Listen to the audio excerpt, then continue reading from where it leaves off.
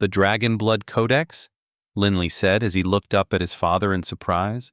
This book isn't just about the Dragon Blood Codex. It's a collection of our family's history, explaining how to make the Dragon Blood elixir and telling the stories of our ancestors' achievements over the years.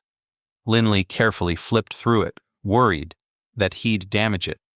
Indeed, the first quarter of this book focused on the story of the essence of Dragon Blood elixir and its fusion with humans, while the remaining sections delved into various aspects of the family's history and legacy.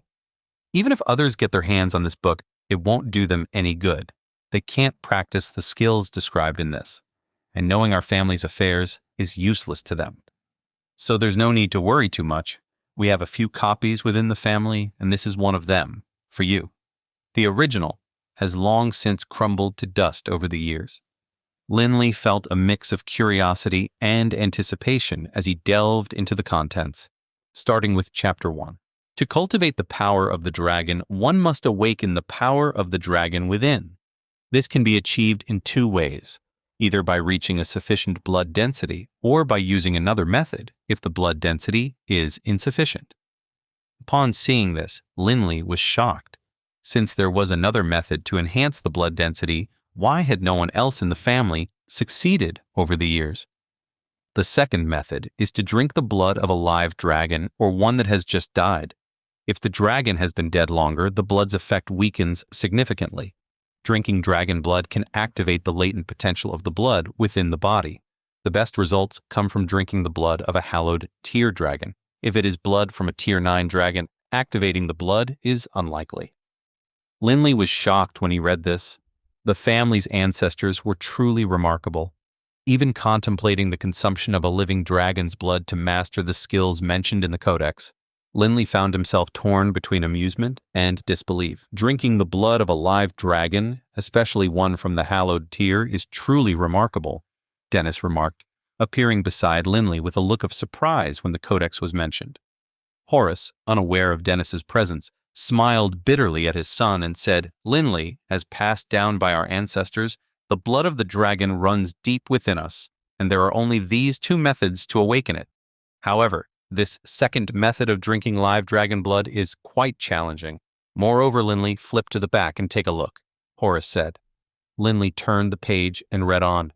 Drinking live dragon blood is extremely dangerous. It surges through the body like liquid fire, violently amplifying one's strength while unleashing unbearable agony.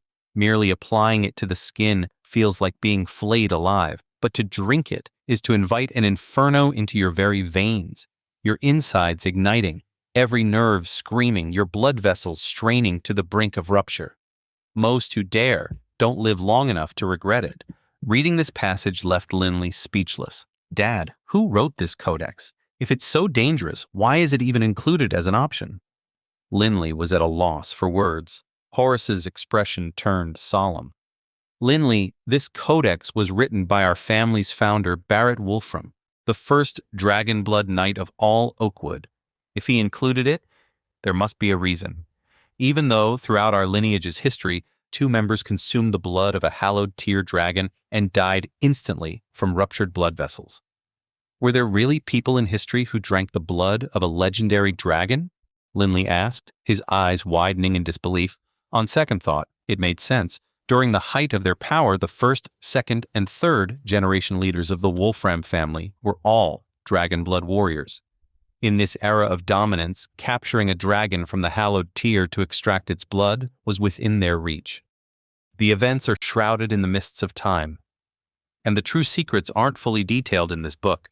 All I know is that this incident led to negotiations between the dragons and our lineage. Since then, no one has attempted it again. As the lineage declined, the desire to drink dragon blood remained, but opportunities became scarce. Horace shook his head and sighed. Linley nodded. The pride of the dragon race was well documented in many books. Capturing a legendary dragon alive to extract its blood was a profound insult to the dragons. It was quite fortunate that the lineage of Wolframs were not annihilated by the enraged dragons. This also showed how powerful the lineage was back then.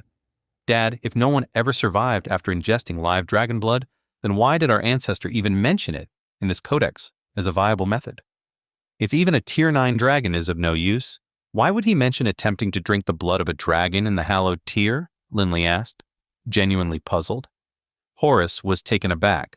Linley, don't worry too much. I only have a basic grasp of our lineage's history from these books. As for what exactly happened 4,000 to 5,000 years ago, we have no way of finding out, he smiled and said.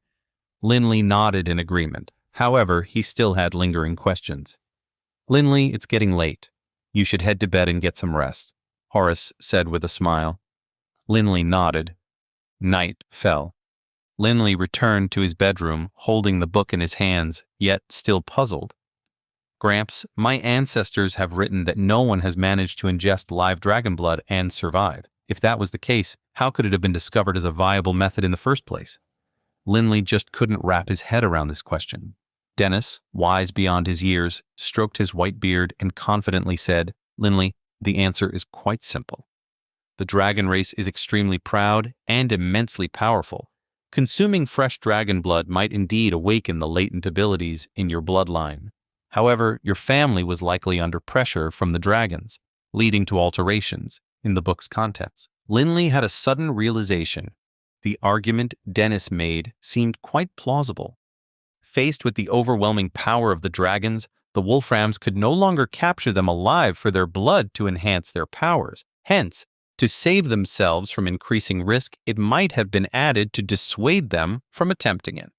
Of course, this is just my guess, Dennis said with a light chuckle.